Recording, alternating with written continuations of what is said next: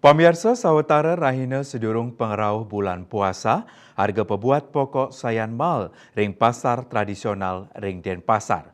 Sukadi sani kepanggih ring pasar agung peninjauan miwah pasar ketapian.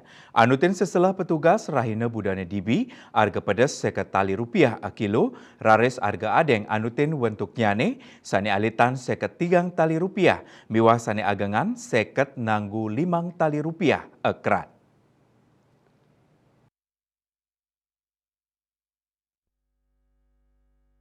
Kepala Dinas Perindustrian dan Perdagangan Kota Denpasar Ninyoman Sri Utari ring selagalah sidak pabat pokok ring pasar agung peninjauan Mausang ya diastun pengarkannya ninincap nanging kekantenang kantun sida katumbas oleh krame santukan panincapan inucap nenten ngelangkungin 5%. Pengarga pedas miwa adeng mal santukan pengarsan krame taler sayan ageng. Indik harga beras medium sawetara roras tali kantos roras tali nanggu Rp500 kilogram.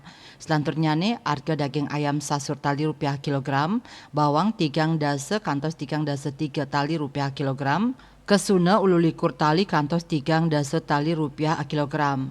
Asisten 2 Setda Kota Denpasar Ana Agung Gede Risnawan Mausang sidak pabuat pokok kemargiang wantah mata tujuan untuk nambahin inflasi ring Kota Denpasar.